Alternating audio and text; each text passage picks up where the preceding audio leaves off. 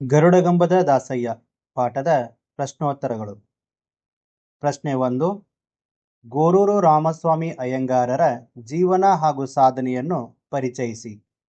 ಉತ್ತರ: ಪ್ರಸಿದ್ಧ ಗಾಂಧಿವಾದಿ ಗೋರೂರು ರಾಮಸ್ವಾಮಿ ಅಯ್ಯಂಗಾರರು 1904ರಲ್ಲಿ ಅರಕಲಗೂಡು ತಾಲೂಕಿನ ಗೋರೂರಿನಲ್ಲಿ ಜನಿಸಿದರು. ಇವರ ತಂದೆ ಶ್ರೀನಿವಾಸ್ ಅಯ್ಯಂಗಾರ್, ತಾಯಿ ಲಕ್ಷ್ಮಮ್ಮ. ಹೈಸ್ಕೂಲು ವಿದ್ಯಾಭ್ಯಾಸವಾದ ನಂತರ ರಾಮಸ್ವಾಮಿ ಗುಜರಾತ್ನ ಗಾಂಧಿ ಆಶ್ರಮ ಸೇರಿದರು. 1942ರ ಚಲೆ ಜಾವ್ ಚಳುವಳಿಯಲ್ಲಿ ಭಾಗವಹಿಸಿ ಜೈಲು ಶಿಕ್ಷೆಯನ್ನು ಇವರು ಅನುಭವಿಸಿದರು. ನಂತರ ಇವರು ಅಂದಿನ ಮದ್ರಾಸಿನಿಂದ ಪ್ರಕಟವಾಗುತ್ತಿದ್ದ ಲೋಕಮಿತ್ರ ಕನ್ನಡ ಪತ್ರಿಕೆಯ ಉಪಸಂಪಾದಕರಾಗಿ ಕೆಲಸ ನಿರ್ವಹಿಸಿದರು. ಇವರಿಗೆ ರಾಜ್ಯ ಹಾಗೂ ಕೇಂದ್ರ ಸಾಹಿತ್ಯ ಅಕಾಡೆಮಿ ಪ್ರಶಸ್ತಿಗಳು ದೊರೆತಿವೆ. 1974ರಲ್ಲಿ ಮೈಸೂರು ವಿಶ್ವವಿದ್ಯಾಲಯ ರಾಮಸ್ವಾಮಿಯವರನ್ನು ಡಿ.ಲಿಟ್ ಪದವಿ ನೀಡಿ ಗೌರವಿಸಿತು. ಹಲವಾರು ಕೃತಿಗಳನ್ನು ರಚಿಸಿರುವ ಇವರು ಶಿರಸಿಯಲ್ಲಿ ನಡೆದ 55ನೇ ಕನ್ನಡ ಸಾಹಿತ್ಯ ಸಮ್ಮೇಳನದ ಅಧ್ಯಕ್ಷರಾಗಿದ್ದರು. ಪ್ರಶ್ನೆ 2. ಲೇಖಕರಿಗೆ ಗರುಡಗಂಬವು ಹೇಗೆ ಸಿಕ್ಕಿತು? ಉತ್ತರ: ಲೇಖಕರ ಊರಿನ ಆದಿ ಕರ್ನಾಟಕರು ಭಜನೆಗೆ ಬೇಕಾಗುವ ಗರುಡಗಂಬವೊಂದನ್ನು ತರಲು ಅವರನ್ನು ಕೇಳಿಕೊಂಡಿದ್ದರು. ಲೇಖಕರು ಆಗಲಿ ಎಂದು ಸುಮಾರು 1.5 ವರ್ಷ ಕಾಲ ತಳ್ಳಿದ್ದರು. ಒಮ್ಮೆ ಬೆಂಗಳೂರಿಗೆ ಬಂದಿದ್ದಾಗ ಲೇಖಕರ ಮಿತ್ರರಾದ ಶಂಕರಪ್ಪನವರು ಒಂದು ಗರುಡಗಂಬ ಮಲ್ಲೇಶ್ವರದಲ್ಲಿ ಮದ್ಯಪಾನ ನಿರೋಧದ ಮೇಲೆ ಉಪನ್ಯಾಸ ಮಾಡುವ ಸಾಧುವಿನ ಬಳಿ ಇದೆ. ಆ ಸಾಧುವಿಗೂ ತನಗೂ ಬಹಳ ಸ್ನೇಹ. ಈ ದಿವಸ ಆ ಸಾಧು ಬಿನ್ನಿ ಮಿಲ್ಲಿನ ಬಳಿ ಕುಡಿಯುವುದು ಪಾಪ ಎಂಬ ವಿಷಯದ ಬಗ್ಗೆ ಉಪನ್ಯಾಸ ಮಾಡುತ್ತಿದ್ದಾನೆ. ಗರುಡಗಂಬವನ್ನು ಖರೀದಿಗೆ ಕೊಟ್ಟು ಬಿಡ್ತಾನಂತೆ. ಅದನ್ನು ಲೇಖಕರು ಕೊಳ್ಳಬಹುದೆಂದರು. ಹೀಗೆ ಶಂಕರಪ್ಪನವರ ನೆರವಿನಿಂದ ಲೇಖಕರು ಸಾಧುವಿನ ಬಳಿ ಇದ್ದ 2 ರೂ ಬಾಳುವ ಗರುಡಗಂಬವನ್ನು 10 ಆಣೆಗೆ ಕೊಂಡರು. ಪ್ರಶ್ನೆ 3. ಲೇಖಕರಿಗೆ ಅವಮಾನ ಉಂಟಾಗಲು ಕಾರಣವೇನು? ಉತ್ತರ: ಅತ್ಯಂತ ಕಡಿಮೆ ಹಣಕ್ಕೆ ದೊರಕಿದ ಕೈಯಲ್ಲಿ ಗರುಡಗಂಬವನ್ನು ಹಿಡಿದು ಲೇಖಕರು ಮಲ್ಲೇಶ್ವರಂನಿಂದ ಹೊರಟರು. ಕೃಷ್ಣ ಬಜಾರಿನ ಮುಂದಕ್ಕೆ ಬಂದಾಗ ಎಲ್ಲರೂ ಲೇಖಕರ ಕಡೆಯೇ ನೋಡುತ್ತಿರುವಂತೆ ಅನಿಸಿತು. ಜನರು ಇವನಿಗೆ ಜೋಳಿಗೆ ಜಾಗಟೆ ಇಲ್ಲ, ಆದರೂ ಇವನು ದಾಸಯ್ಯನೇ, ಸಂದೇಹವೇ ಇಲ್ಲ ಎಂದು ಭಾವಿಸಿದರು. ಲೇಖಕರ ವೇಷವೇನೋ ಸ್ವಲ್ಪ ಮಟ್ಟಿಗೆ ಜಾಗಟೆ ಜೋಳಿಗೆಯ ಗುರುವಿಗೆ ಸಮಾನವಾಗಿಯೇ ಇದ್ದಿತು. ಮಾಸಿದ ಒಂದು ಬಿಳಿಯ ಖಾದಿಯ ದಟ್ಟಿ, ಮಿತಿಮೀರಿ ಬೆಳೆದ ದೇಹಕ್ಕೆ ಬಿಗಿಯಾಗಿ ಮೆಲಕ್ಕಾಗಿದ್ದ ಒಂದು ಅಂಗಿ, ಅದರ ಮೇಲೆ ಒದೆದುಕೊಂಡಿದ್ದ ಕೊಳೆಯಾದ ಅಂಗವಸ್ತ್ರ, ಮುಖಕ್ಷೌರ ಮಾಡಿಸದೆ ಬೆಳೆಸಿದ್ದ ಕರಿಯ ಗಡ್ಡ ಇವು ಲೇಖಕರ ವೇಷದ ವೈಚಿತ್ರ್ಯಗಳು. ಇದೇ ವೇಷದಲ್ಲಿ ಹೋಟೆಲ್ನಲ್ಲಿ ಕುಳಿತಿದ್ದ ಲೇಖಕರನ್ನು ನೋಡಿ ಒಬ್ಬನು, ಸುಮ್ಮನೆ ಕುಕ್ಕರು ಬಡಿದಿರೋಕೆ ನಿನಗೆ ಸಂಬಳ ಕೊಡೋದು, ಹೋಗಿ ಬೇಗ ದೋಸೆ ತೆಗೆದುಕೊಂಡು ಬಾ ಎಂದಿದ್ದನು. ತಾನು ದಾಸಯ್ಯನೆಂದು ಜನ ಭಾವಿಸಿದ್ದಾರೆಂಬ ಸಂಗತಿ ಲೇಖಕರ ಮನಸ್ಸಿಗೆ ಹೊಳೆದ ಕೂಡಲೇ ಅವರಿಗೆ ಉಂಟಾದ ಅವಮಾನ ಹೇಳತೀರದು. ಭೂಮಿಯೇ ಬಿರಿದು ನುಂಗಬಾರದೆ ಎಂದು ಅನಿಸಿತ್ತು ಲೇಖಕರಿಗೆ. ಲೇಖಕರ ಮಿತ್ರ ಗಲ್ಲಿನ ಶಿಕ್ಷೆಗೆ ಗುರಿಯಾದ ನಿರಪರಾಧಿಯಂತೆ ಮುಖ ಮಾಡಿಕೊಳ್ಳಲು ಕಾರಣವೇನು?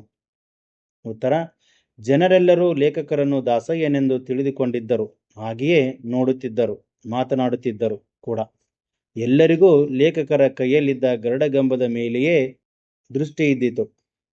ಹೇಗೋ ಲೇಖಕರು ಮಲ್ಲೇಶ್ವರದ ಸಂಪಿಗೆ ರಸ್ತೆಯ ಗಲ್ಲಿಯಲ್ಲಿ ಹಾದು ಅವರ ಸ್ನೇಹಿತನ ಕೊಠಡಿಗೆ ಹೋಗಿ ಗರುಡಗಂಬವನ್ನಿಟ್ಟು ಸದ್ಯ ಬದುಕಿಕೊಂಡೆನೆಂದು ನಿಟ್ಟುಸಿರು ಬಿಟ್ಟರು. ಲೇಖಕರ ಸ್ನೇಹಿತನ ಕೊಠಡಿಗೆ ಎಷ್ಟೋ ಜನರು ಬಂದರು. ಅವರಿಗೆಲ್ಲ ಗರುಡಗಂಬದ ಮೇಲೆಯೇ ಕಣ್ಣು. ಎಲ್ಲರೂ ಹಾಸ್ಯ ಮಾಡುವವರೇ.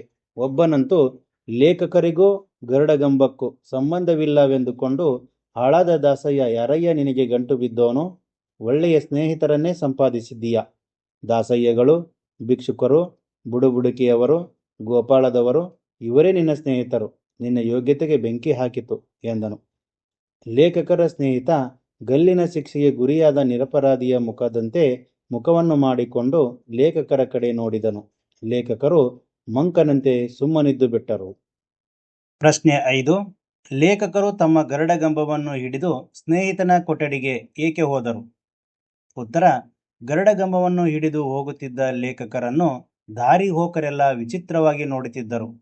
ಲೇಖಕರ ರೈಲು ರಾತ್ರಿ 10 ಗಂಟೆಗೆ ಇತ್ತಾದ್ದರಿಂದ ಹೋಟೆಲ್ಗೆ ಊಟಕ್ಕೆಂದು ಹೋದಾಗಲೂ ಅಲ್ಲಿ ಲೇಖಕರು ಗರುಡಗಂಬದ ದೆಸೆಯಿಂದ ಅವಮಾನಕ್ಕೆ ಒಳಗಾದರು. ಇದರಿಂದ ಲೇಖಕರಿಗೆ ದಿಕ್ಕು ತೋಚದಂತಾಯಿತು. ಗರುಡಗಂಬ ಎಣ್ಣೆಯಮಯವಾಗಿದ್ದರಿಂದ ಅದನ್ನು ಬಟ್ಟೆಯಿಂದ ಮುಚ್ಚಲು ಸಾಧ್ಯವಿರಲಿಲ್ಲ. ಬೇರೆ ದಾರಿ ತೋರದೆ ಲೇಖಕರು ಮಲ್ಲೇಶ್ವರದಲ್ಲಿದ್ದ ತಮ್ಮ ಸ್ನೇಹಿತನ ಕೊಠಡಿಗೆ ಹೋಗಿ ಗರುಡಗಂಬ ಇಟ್ಟು ನಿಟ್ಟುಸಿರು ಬಿಟ್ಟರು. ಪ್ರಶ್ನೆ 6. ಲೇಖಕರು ತಮ್ಮ ಸ್ನೇಹಿತನ ಕೊಠಡಿಯಲ್ಲಿ ಅನುಭವಿಸಿದ ಮುಜುಗರದ ಸನ್ನಿವೇಶಗಳನ್ನು ವರ್ಣಿಸಿ. ಉತ್ತರ: ಲೇಖಕರ ಸ್ನೇಹಿತನ ಕೊಠಡಿಗೆ ಬಂದ ಹಲವಾರು ಜನ ಗರುಡಗಂಬವನ್ನು ನೋಡಿ ಅಪಹಾಸ್ಯ ಮಾಡಿದರು. ಲೇಖಕರಿಗೆ ಅವರೆದುರಿಗೆ ಆ ಗರುಡಗಂಬವನ್ನು ಕಾಗದಗಳಿಂದ ಮುಚ್ಚಲು ಸಂಕೋಚವಾಗಿ ಸುಮ್ಮನೆ ಕುಳಿತು ಅವರ ಮಾತುಗಳನ್ನೆಲ್ಲ ಸಹಿಸಿದರು.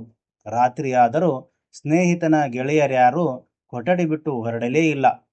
ಆಗ ವಿಧಿಯಿಲ್ಲದೆ ಲೇಖಕರು ಎಲ್ಲರಿಂದ ಗೇಲಿಗೆ ಒಳಗಾಗಿದ್ದ ಗರುಡಗಂಬವನ್ನು ಹೊತ್ತುಕೊಂಡು ಕೊಠಡಿಯಿಂದ ಹೊರಟರು. ಪ್ರಶ್ನೆ 7. ಲೇಖಕರು ಸ್ಟೇಷನ್ನಿಂದ ಓಡಿ ಹೋಗಲು ಕಾರಣವೇನು? ಉತ್ತರ: ಲೇಖಕರು ಹೇಗೋ ಕಷ್ಟಪಟ್ಟು ಅವಮಾನಿತರಾಗಿ ಗರುಡಗಂಬವನ್ನು ಹೊತ್ತುಕೊಂಡು ರೈಲ್ವೆ ಸ್ಟೇಷನ್ನಿಗೆ ಬಂದರು. ರಾತ್ರಿ 10 ಗಂಟೆಯ ರೈಲು. ಅವರು ಕುಳಿತಿದ್ದ ಗಾಡಿಯಲ್ಲಿ ಶ್ರೀಮಂತನೊಬ್ಬ ಕುಳಿತಿದ್ದನು. ಅವರು ಬೆಂಚಿನ ಕೆಳಗೆ ಇಟ್ಟ ಗರುಡಗಂಬದ ಕಡೆಯೇ ಅವನೂ ನೋಡುತ್ತಿದ್ದನು. ಆ ವ್ಯಕ್ತಿ ಲೇಖಕರನ್ನು ದಾಸಯ್ಯನೆಂದು ತಿಳಿಯಬಾರದೆಂದು ಲೇಖಕರು ಆ ವ್ಯಕ್ತಿಯೊಂದಿಗೆ ಇಂಗ್ಲಿಷ್ನಲ್ಲಿ ಮಾತನಾಡಲು ಆರಂಭಿಸಿದರು. ಆದರೂ ಅವನು ಅಸಮಾಧಾನದಿಂದಲೇ ಉತ್ತರಿಸುತ್ತಿದ್ದನು. ಅಂತೂ ರೈಲು ಹತ್ತಿದ ಲೇಖಕರು ತಮ್ಮ ಊರನ್ನು ತಲುಪಿದರು.